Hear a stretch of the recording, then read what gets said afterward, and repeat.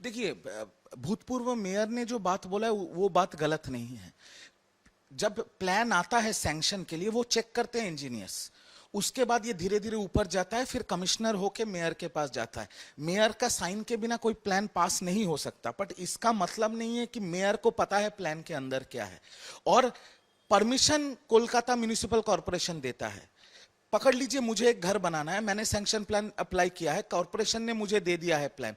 उसके बाद जब मैं घर बना रहा हूं, अगर मैं उसमें सस्ते चीजों का इस्तेमाल किया, स्टोन चिप से लेके बीम से लेके सीमेंट, सस्ते क्वालिटी का यूज किया, या जो लोग मेरे घर बना रहे हैं उन लोगों को पता ही नहीं है कैसे बनाना है, और वो घर टूट के लोगों की मौत हो जाती है, तो उसमें जिम्मेदारी पहले आता है जिनका जो बना रहे हैं। 5 अरेस्ट हुआ है, 14 लोग मर चुके हैं।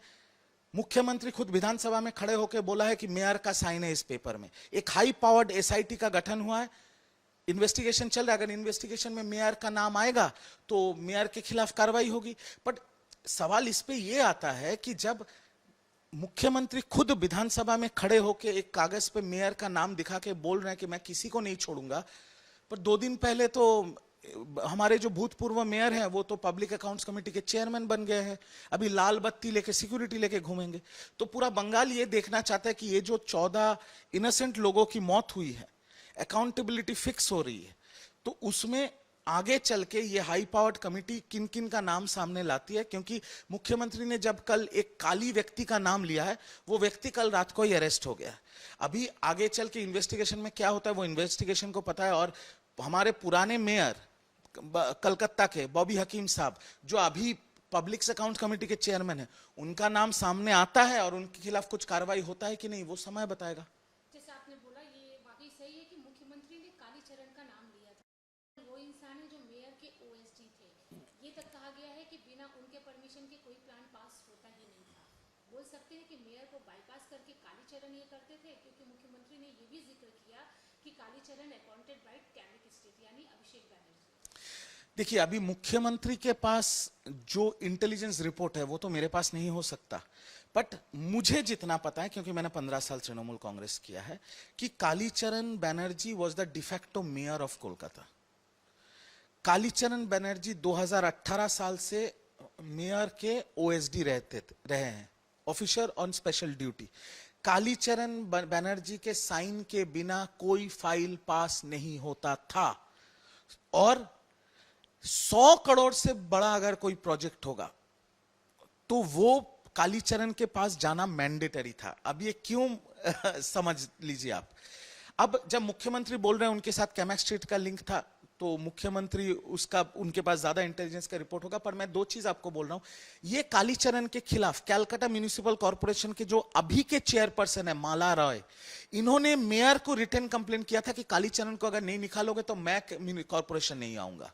और इस कालीचरण के खिलाफ 2022 या 23 में अभिषेक बैनर्जी के ऑफिस से आयन बोल के एक लड़के ने शेक्सपियर सरोनी पुलिस स्टेशन में एफआईआर तक दाखिल किया था, कटमनी, तोलाबाजी और सिंडिकेट के खिलाफ।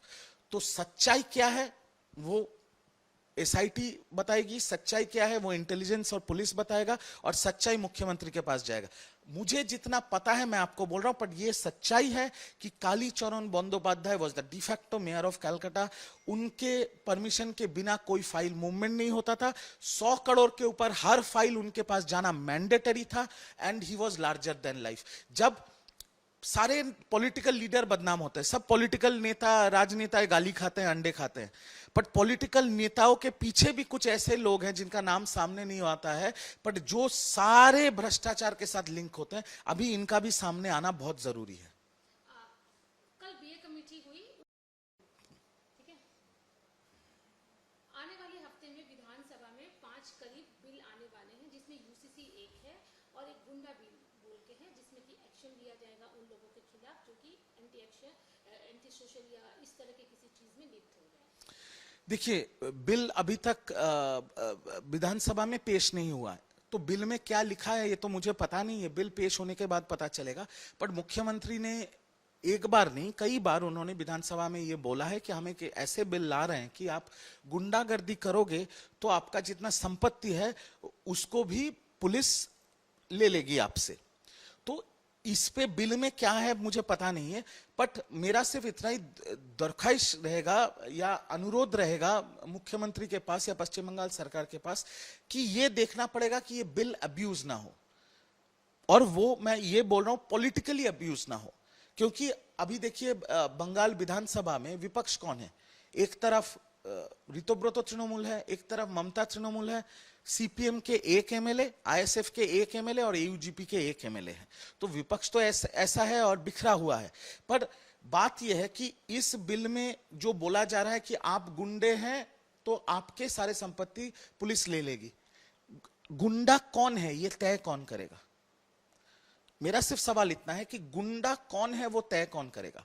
क्योंकि पुलिस तो सरकार के हाथ में है।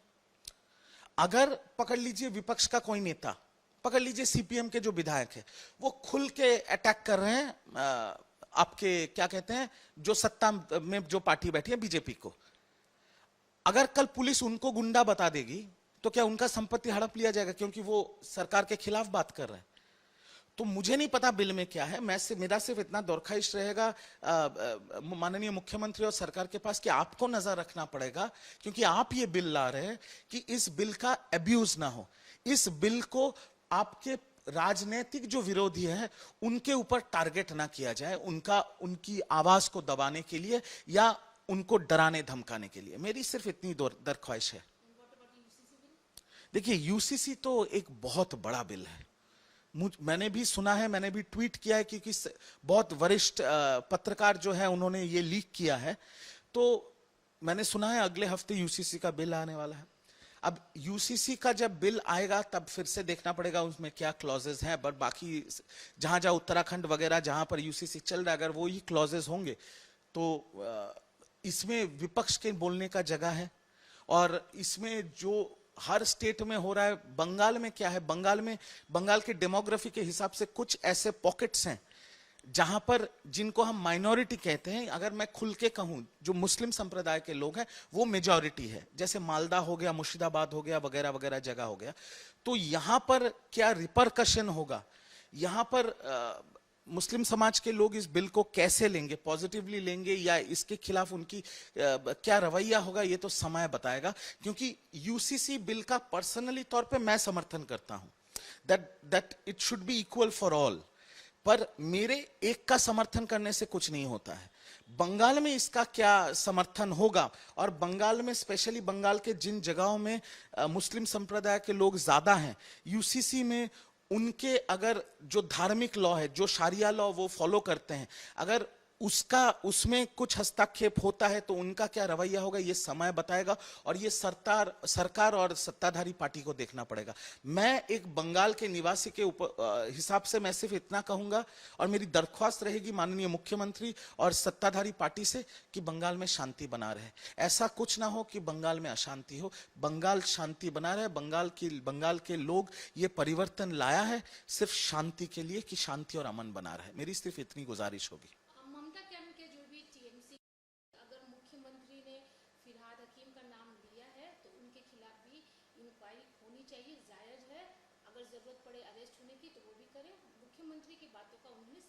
नहीं, अभी तो वो बोलेंगे ही ये बात, क्योंकि पिछले 15 साल फिरहाद हकीम साहब जो हमारे पूर्व मेयर हैं बॉबीदा, वो तो आप पिछले 15 साल में ममता दीदी का कोई भी फोटो उठा लीजिए, या तो वो बाएं तरफ है या तो वो दाएं तरफ है।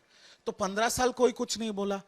अभी कोई भी अपना व्यक्तिगत कारण से वो अभी चले गए हैं ऋतुब्रतो कैंप में, अभी वो अच्छे तृणमूल भालो तृणमूल बन गए हैं, पीएसी के चेयरमैन बन गए हैं। तो जाहिर सी बात है कि कालीघाट तृणमूल कांग्रेस या ममता तृणमूल कांग्रेस के लोग उनको गालियां देंगे, उनकी अरेस्ट की मांग करेंगे। मैं तो सिर्फ इतना ही कहूंगा कि मुख्यमंत्री के निर्देश से एक बहुत हाई पावर एसआईटी बना है जहां पर कई सारे आईएएस आईपीएस ऑफिसर्स हैं। जांच होगी और जांच में अगर एक्स मेयर का नाम आएगा तो the law should take its own course.